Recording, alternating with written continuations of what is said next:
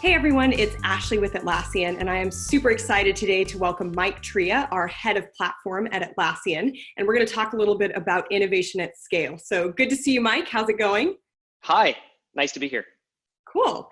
So one thing that you talk about in your session is the importance of being co-located when you're going to do an innovation spike. And obviously, we're having this call remotely and a number of people are working in globally distributed companies or even 100% remote. So how do you facilitate that same kind of mind meld when you aren't in the same room? Or is it really that important that you need to find a way to get in the same room? That's a really good question. And it's something even here at Atlassian in the last few weeks, we've been debating quite a bit and discussing. Lucky for us, we have companies like Trello that are part of Atlassian that are, for the most part, all remote. And they have been teaching us a lot of the process along the way. I think what we've seen even just in the last week is that you can do a lot of the things that otherwise would require co-location, you could do on video chat. So, and I think that's the key. Video chat is the key. Yeah. A bunch of people just writing code and talking on Slack isn't going to do it. You need the body language. Yeah. So a few things that we've been doing that have really helped for co-location is each person having their face on Zoom individually. It's a pretty good thing to do simply because if you have some people that do not have their video on and some do, you don't get that kind of body language. It doesn't feel like they're in the room with you. If you have them like physically on the screen, it really helps. Seeing individual eyes and individual faces really helps. We're learning to do it, frankly, like ourselves, even though we've got some expertise and we have a good history with tools, right? Making sure everything's documented, making sure you're using things like Confluence and using chat pretty frequently. But I think you can do a fair amount of it. Time will tell. I think the next few weeks is going to be a good experiment, I think, for Atlassian and for the world to see how much we can do non-co-located, but virtually co-located. Yeah. And as we think about it from an innovation standpoint, right, one of the biggest things is the inputs for creativity. And so if you're not getting that same stimulation or you're two heads down, and this happens whether you're co-located, whether you're globally distributed, you're in a big company, you've got this momentum, your head's down in your code. How do you pop up and get that creative input or make space to be able to, think outside the box and not just default to, oh, well, I need to reduce this tech debt. So I'll just use my innovation spike to do that. Yeah, that's a really good one. It's funny, I was talking to a developer, this was on Monday, where they were saying, they've never been more productive because they don't have their boss distracting them from getting work done. It's interesting. I actually think the parallels are pretty much the same. Yeah. So a general good rule for developers working in an office is a headphone rule. If their headphones are on, don't tap them on the shoulder, don't disturb them, let them do their work. There are parallels in working from home, basically using status in your chat tool, turning off your video chat if you need to, or just saying, hey team, I've got to do some deep work for an hour or two. But when you pop up and like actually join like a Zoom channel for your team or something like that. That way you can all be essentially like virtually there for each other when it's needed. Ideally, you coordinate those times with your team such that you can all be there together as opposed to one person saying, hey, I'm available to chat and no one else is there. So ideally you coordinate those. But I actually think for innovation, having the time to do deep work by yourself, assuming you've got, a setup at home, which all of us right now are building and setting up, those of us working from home. I actually think it could even help for innovation because you'll have more time for deep work, yet you can all have coordinated times together without the boss tapping you on the shoulder. Yeah. So speaking of the boss tapping you on the shoulder, some of that, obviously, if there's incident management, stuff that comes up where things are on fire, how do you, as a manager, make space for your team and say, hey, we're going to deal with the incidents with other people, or we're going to deal with, this feature delivery that has been scoped out and has been promised and is now running behind. How do you make space for that? Because there's always going to be things on fire. Things are always going to be crazy. And so how do you, as a manager, prioritize that innovation time and make sure that your team actually has time to work on it and doesn't keep getting pulled into all the other fires that we know are going to continue to happen? Yeah, it really does. And I would say I'm going to split that into two things that you need, two forms of time or energy. One is actual physical time. One way of doing that is if you have let's say on call or incidents that you're dealing with, or an operational backlog of debt that you need to chew down, have someone or two people on your team raise their hand and basically take that for the team. Yeah. Right. They will be the ones that are going to firefight, do what is needed to protect the innovation of the team. And ideally you do that on a rotation, right? So the person that is on call or on that debt, that is dealing with essentially the operational burden of the team and ensuring customers are having a good experience with the product. Things are staying up, they do that. So that's one. Two is gas in the tank. If you don't do that, if you are on call, and I have been there, I have been on call most of my career. If you are dealing with an incident, let's say through the night, and then the next morning you need to think creatively, you're probably going to have a bad time. Yeah. And the reason for that is you're not going to have a lot of gas in the tank. Yeah. And so I would say that rather than everyone trying to share the load together, have someone that will take that burden for the team to allow everyone else to innovate. And so I think that's just really, really important. And as a manager, that's the behavior that you should encourage. Yeah. Plus also as a manager, it gives you predictability because you can know, cool, I've got one developer that is like full-time dedicated to incoming requests to my team and to incidents or on call. Everyone else is essentially working on a spike or some form of innovation. Yeah. I think one thing that's interesting that I know lots of different teams deal with, right? I'm in marketing and we deal with this as well, is kind of the strategy side, the execution side, and then the kind of blue sky crazy ideas. How do you balance who does that on the team? Because there's some people who are amazing at execution. There's other people who are amazing at coming up with these crazy ideas and seeing these visionary things. And particularly in Silicon Valley, a lot of that emphasis gets placed on the idea. And like, oh, if you're the idea guy, right? Like you're doing something innovative. But if you can't actually execute it, or you can't actually, once it has, the innovation has gone GA, right? Somebody has to keep that stuff up and running. So how do you balance kind of the credit, the glory, the sense of, contribution and forward movement across those different types of roles on the team? That's a really good question. If you ever find the perfect answer, I hope you'll tell me, because I've been searching for that for about 15 years. I wish I found it. Yeah. Yeah, I've been on a hunt for that.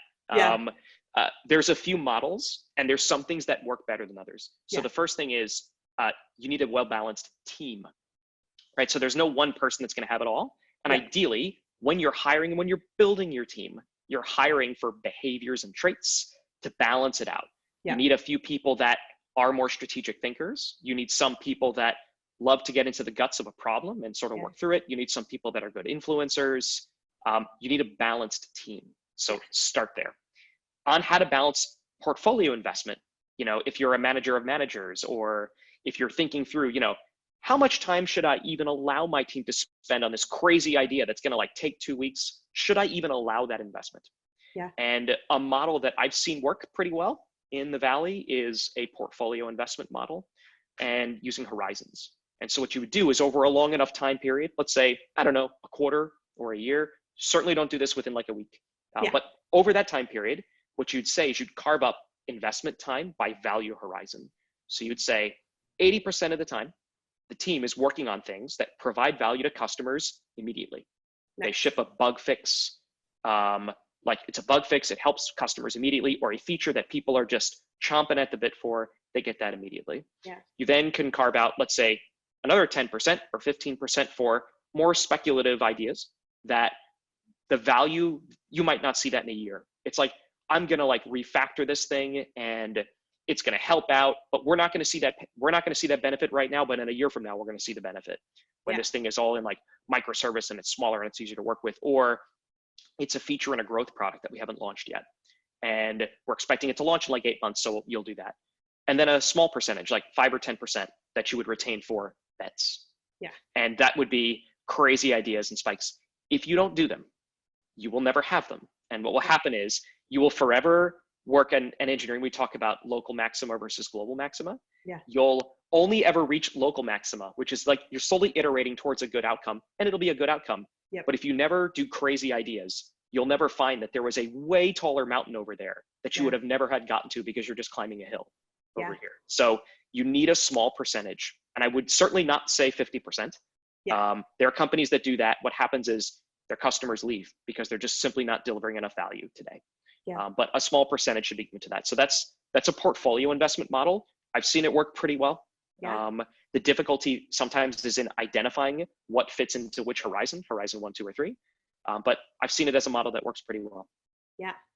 I think that's a great model too. I mean, that's an interesting comment about not making it 50%, because then you don't deliver enough values to the customers who are not going to fund, today's people and then be able to fund tomorrow's growth. So that's a really good comment about, not swinging the pendulum one way or the other.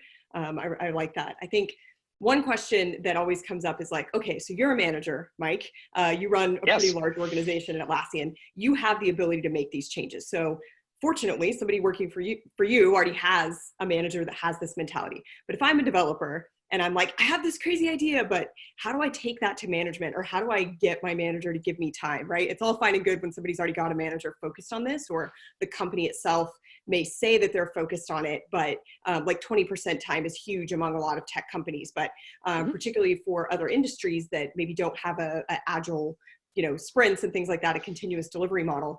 What does it look like to go to your manager and say, hey, I have this crazy idea that I think will deliver value in the next 2 to 5 years and really set us up for success? How do they present that to their manager and get time to work on that? I love that question. Okay. If you're a developer and you're thinking, if you're like, oh, I've just got this great idea, I've been thinking about this for months and I'm not getting traction on it. So a few things. First is first principles. You need to be having one-on-ones with your manager and you need to explain the thing that you want to be doing. 2, you need to be doing your regular work and you need to be doing it well. Yep. Doing speculative things requires that you are standing on solid foundation. If you only want to do extracurricular activities and you don't want to do your normal work, it probably will not go well for you. So I would say, make sure that you're doing your regular work and doing it well.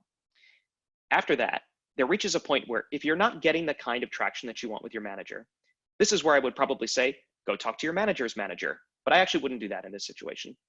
I would go build the thing, right? So there's this whole ask for forgiveness or beg for permission thing. Yep. I would say that if you believe in something strongly, if you're doing your regular work, if you have a good relationship with your manager, if you're setting up one-on-ones, go and build the thing that you want to build. Yeah. Get people together and build it. I would say that for most managers, code talks, right? Show, don't tell. As long as you are not investing a huge amount of the company's resources on something, a bet, like pulling people from other work that they would otherwise be doing, and you have a material thing that you can show somebody, your manager, other people, and say, hey, here's the thing that I have done. This is what it is. Now that it's there, a prototype, a document, something, now people can debate the thing instead of debating whether you should build the thing. Yeah. And it completely changes the conversation about how you do it. Assuming that you do it respectfully, I have found that is a pretty good model for innovation. But again, very important, must have one-on-ones. Don't sacrifice your normal work to do it. That time may come where your boss then looks at this and says, wow, okay, this is pretty good. Maybe we should pull you off of your regular work to do this thing full time, in which case you've gotten that good outcome. Or it might be, hey, this thing is good. It does not fit the priorities of the company right now. Now that we've evaluated it and you've learned something, you've built something, and you've shown to your boss drive. You've shown them like self-determination and momentum, which is a valuable trait, I think, for anybody. So I honestly, like for you as a developer, I see it as a win-win, assuming you have a good relationship with your manager. Yeah. I love that. I've done that a few times, even with like some of the live streaming stuff where I'm like, no, we could just hit the big red button. We'll just do it. Totally we'll fine. Just do it. And, the camera wasn't turned right. So somebody just slowly turns the camera. So, but that's awesome. At the end of the day, it's like that authenticity and that connection. That's the thing that we needed to learn from that particular mistake. Right. So it's an interesting thing. Totally. Managers cannot make you can't have, as you scale a company, you cannot have all of your decisions being top down. If you're a tiny startup with like 4 people, sure, have the founder make every decision. Yep. But it simply doesn't scale. And if you're hiring good people, you're not hiring them to just put their hands on keyboards and do as they're told. You're hiring them because of the potential of what they could do. So let them do that. I love that. Yeah, the concept of, you hired smart people. Why would you, I think it was Jobs, right? That said, why would we hire all these smart people and then just mandate what they should do instead of giving them that freedom? So I love that. Mm-hmm. I don't want to give away too much from your session because I definitely want people to go check it out. But as we were kind of discussing before this call, you mentioned there were a couple of crazy things that you've done in your career that actually paid off in this kind of concept of innovation at scale. Any that you would like to share to kind of entice people to say, hey, hear more interesting stories of innovation from Mike? More interesting stories. So in my career, I have done crazy stuff. Yes. So I have built tools in the travel industry that helped procure like thousands of customer sites and instances, like hundreds of times faster than we were doing it prior. Oh, wow. And it involved like switching off of an entire database into another system that was legacy thing built in the 60s. Oh, man. Yeah, that was fun. No documentation on that.